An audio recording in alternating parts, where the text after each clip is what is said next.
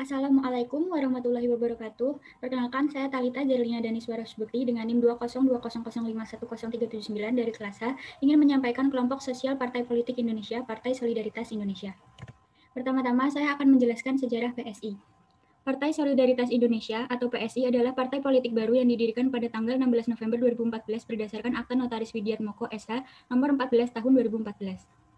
Ketua Umum dari PSI adalah Grace Natali Luisa. Markas PSI sendiri berada di Jalan KH Wahid Hashim nomor 194 Tanah Abang, Jakarta Pusat. PSI bermula dari obrolan santai 5 anak muda di sebuah kafe di Bilangan, Jakarta Selatan. Didirikannya partai ini didasari oleh keadaan sosial politik Indonesia, yang dimana pada penilaian bahwa tidak adanya reformasi yang berjalan dalam partai politik saat lembaga lain melakukan pembenahan.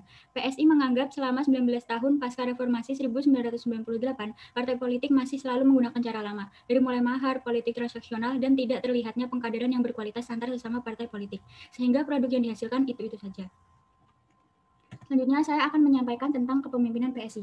PSI diketuai oleh Grace Natali Luisa. Untuk menjadi pemimpin PSI, Grace adalah seseorang yang memiliki jiwa kepemimpinan sehingga dapat menjadi agen perubahan. Grace lahir di Jakarta pada 4 Juli 1982. Setelah 8 tahun berkiprah di dunia wartawan, Grace pun banting setir. Ia bergabung dengan lembaga survei SMRC sebagai CEO. Lewat pengalaman dan prestasi pribadinya di SMRC tersebut, Grace berkeinginan untuk terjun ke dunia politik praktis. Setelah pemilu 2014 berakhir, Grace pun ikut mendirikan Partai Solidaritas Indonesia atau lebih akrab disingkat PSI pada 2014. Ia sekaligus memimpin PSI pada usia 33 tahun.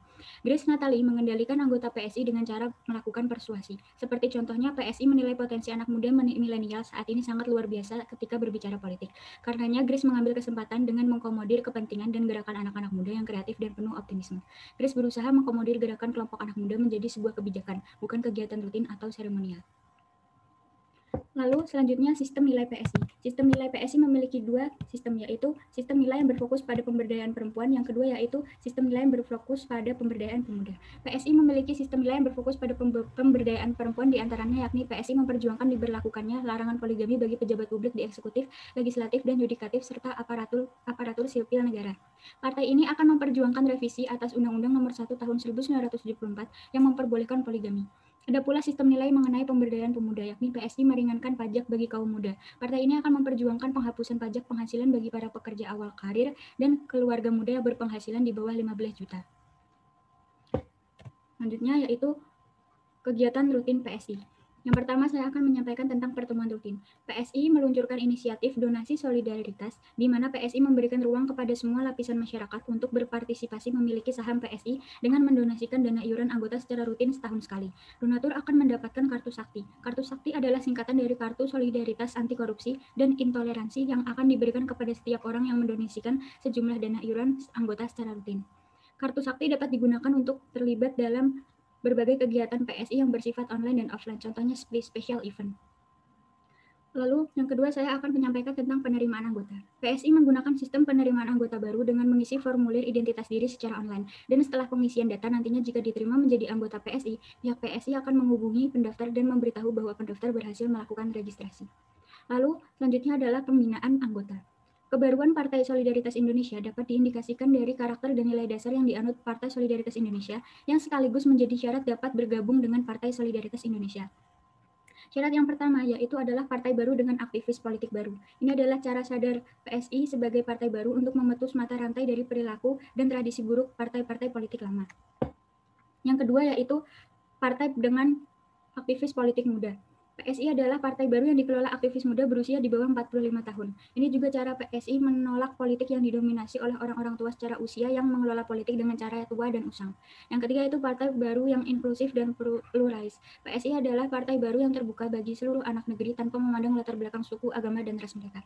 Yang keempat adalah partai baru yang ramah anak dan perempuan. PSI adalah partai baru yang keputusan-keputusan politiknya diorientasikan kepada perbaikan kualitas hidup, sosial politik anak dan perempuan. Yang kelima yaitu adalah partai baru yang ramah lingkungan. Kebijakan pembangunan selalu dilandaskan untuk lingkungan hidup demi terwujudnya kehidupan yang berlanjutan.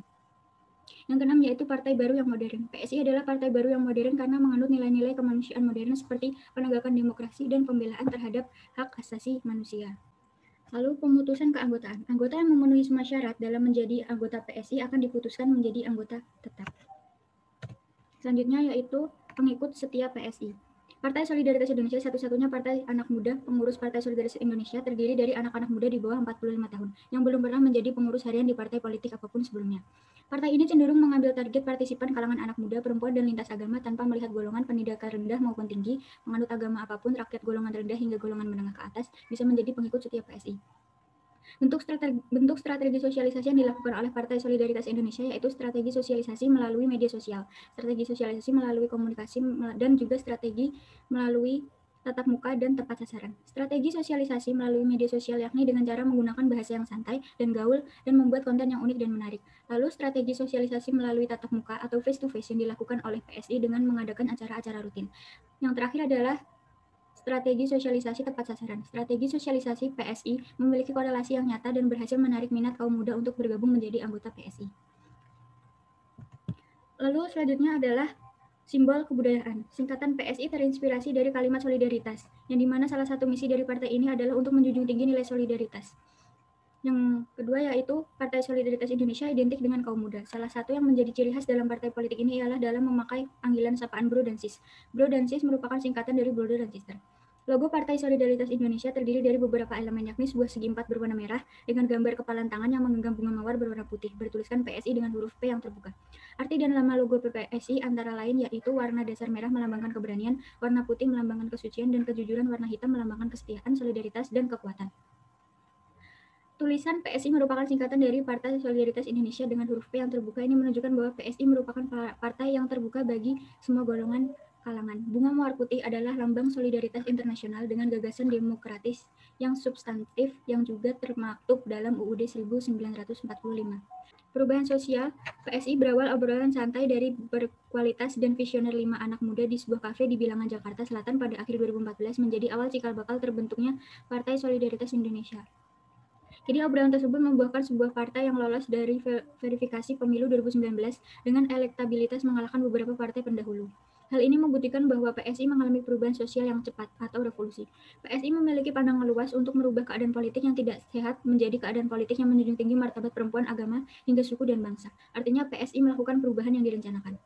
PSI sejauh ini belum memiliki konflik yang serius di dunia perpolitikan. Tentu hal ini bisa dibilang bahwa PSI adalah sebuah partai yang masih bisa dikendalikan perubahan sosialnya.